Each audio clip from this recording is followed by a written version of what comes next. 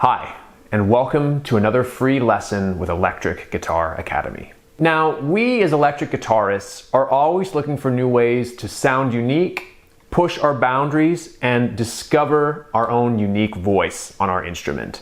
It's why we practice, spend hours, and spend dollars in pursuit of our passion. If you're an electric guitar player, you've no doubt at some point felt a little bit stuck in a rut, like you're rehashing the same old licks. Totally normal, you might feel that way right now. I've felt this way in the past. You've probably spent a fair bit of time working around the pentatonic scales, and I've got something here today that's going to open up your ears and eyes a little bit and have you sounding like a badass. So what we're going to look at today are some dominant phrases and licks. Now stay tuned here. These have a really fresh and interesting sound, no matter what style of music you play. Even if you're not a theory guy yet, I bet you've played a dominant chord, even if it's just something like A7 or E7. They are super fun to play lead guitar over. So today I'm kind of just going to get straight to the goods and just give you 5 awesome sounding dominant bass licks. They're going to be sort of a varying styles. A lot of these work great over blues guitar chord progressions. Before we dive straight in though, I am going to do that annoying self-promotion thing where I ask you that if you enjoy the stuff you see on this channel, please consider dropping us a like or a nice comment or even subscribing to our channel here. We've got some really big things coming your way, actually really quite soon. So definitely stay tuned for that. Let's dive into these dominant licks and have some fun. And if you practice these, you'll be dominating your next jam session real soon. Okay, so this first example is going to be kind of a blues-based guitar lick. This one would work great over a 12-bar blues type of chord progression. It uses some kind of unique scale tones in an ascending way that gives you a little bit of an almost different sort of spacey sound compared to a lot of the blues rock cliches out there. So if you're into playing the blues, throwing this lick in will just give a nice sort of like, it'll kind of make your audience go like, hey, what was that?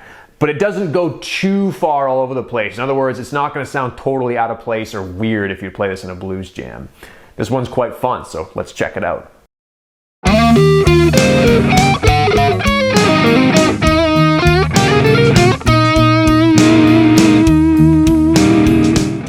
Here I'm starting on the 14th fret of the A string. I actually slide into that note with my middle finger. And I'm doing a bit of hybrid picking here. I use my middle finger on my right hand to pluck the 13th fret of the G string. So it's next I use my pick to get the 16th fret of the D string. And I use my middle finger to pluck the 14th fret of the second string. I then kind of hop my ring finger up to get the 16th fret of the G string. And then I'm going to do a little grace note, sort of hammer-on idea, where I pick the 15th fret of the high E string, but I'm just right away, I'm hammering onto the 16th fret of the high E string. There's then a couple little double stops. We then do a pretty drastic position shift over here. That's picking the 10th fret of the high E, pulling off to 9, getting the 10th fret of the B, 9th fret of the G, then a quick little hammer-on lick, picking 9 on the D, hammering onto 11, and hitting 9 on the G. Then I just finish the lick off with some chromatic passing tones. This next example uses a dominant 7 arpeggio coupled with some color tones. This is another blues sounding idea, but it just adds in a couple of extra nice melody notes to give you a little bit of a fresher sound compared to kind of like your basic minor pentatonic cliches. It's kind of a little bit trickier than it looks, but start slow, build up speed, and you'll be playing this lick at your next jam session in no time. Let's check it out.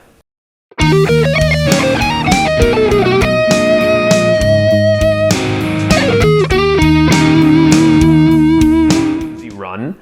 I'm opening up with just a straight E7 arpeggio, which is me hitting 14 on the D, hammering on to 18 on the D, hitting 16 on the G, 15 on the B, followed by 17 on the B. So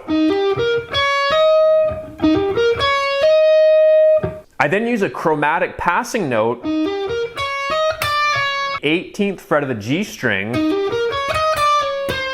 and there's this little, and that's just me hitting 17 on the high E, 19 on the high E, and then sliding from 15 on the high E into 16 on the high E. So we have...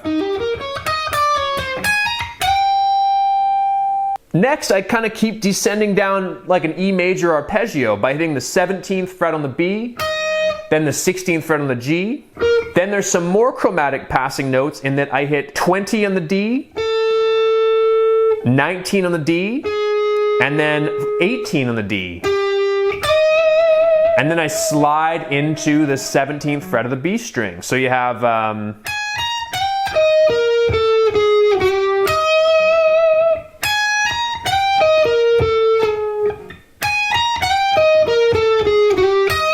And there's a really quick blues phrase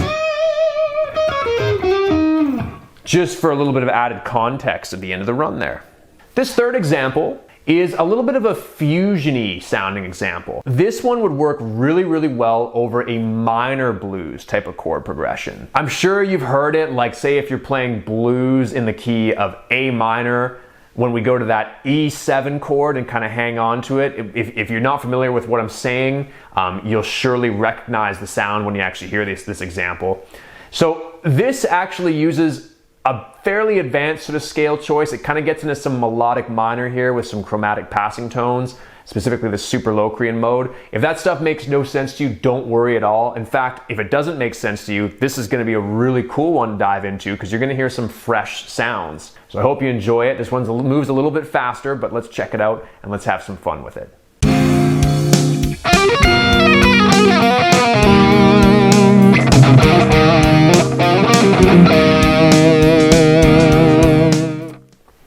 Okay, this run is pretty challenging. We have a quick little sweep here. What I'm doing is I'm picking the 11th fret of the G string, hammering onto the 13th fret of the G string, getting the 12th fret of the B string, the 10th fret of the high E, and then hammering on to 14. So you have this quick little...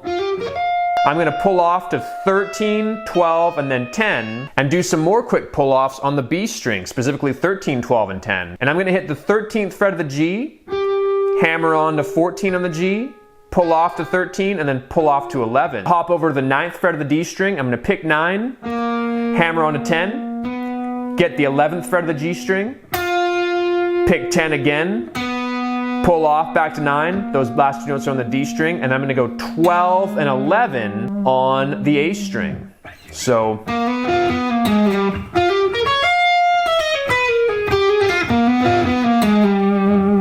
Okay, this next example is going to involve us playing a dominant 7 arpeggio, but with tapping. It's pretty challenging, but it's great for your left hand, and it's just great for your coordination overall. After the tapping part, there's going to be a really unique descending melodic line, and the melodic line is kind of a little bit rock, a little bit fusiony.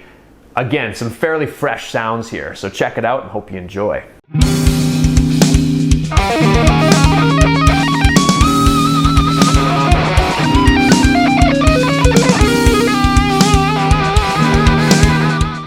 So with this tapping riff, what I'm doing is I'm hitting 11 and 14 on the A string and then tapping 19 on the A string. So it's like 11, 14, 19, and then pull off and pull off down.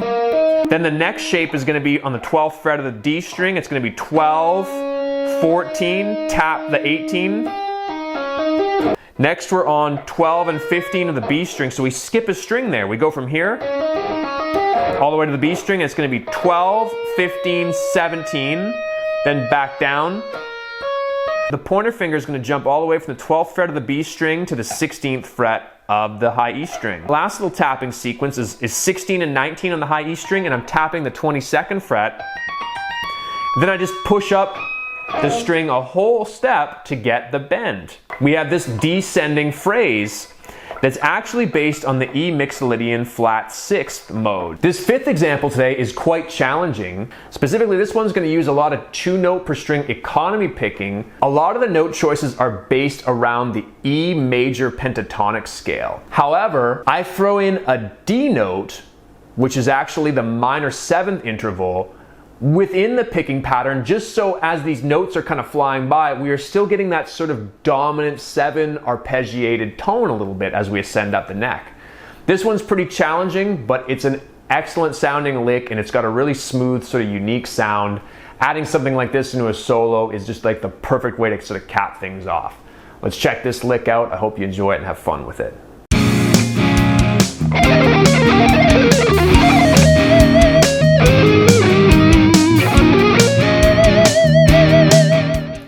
So with this one, I play 14 on the high E with a downstroke, then the 9th fret of the high E, then the 12th fret of the high E with another downstroke, and then another upstroke on the 9th fret of the high E. So I have down, up, down, up. Then I do a little sweep, another upstroke to get to the B string. So down, up, up, and then down. And that's 12 and 9 on the B string. So down, up, down. I hit the 10th fret on the high E string. So it's kind of a sweep through to the high E string. Upstroke, and then another upstroke to get to the B string. So that's down, up, down. So you have. I then move up the neck. It's going to be 16 and then 12 and then down again for the 14th fret. Upstroke again on 12. So down, up, down. Catch the 15th fret on the B string with an upstroke. Then the 12th fret of the B string with a downstroke. The 13th fret of the G string with an upstroke. And then the 11th fret of the G string with a downstroke. So that's. Then one more position shift up the neck, and it's going to be 19 on the high E with a downstroke, 14 on the high E with an upstroke, 16 on the high E with a downstroke, 14 again with an upstroke, and then a sweep through to the B string to hit 17 with an up, and then 15 with a downstroke. And there's a little bit of a quick little bluesy kind of phrase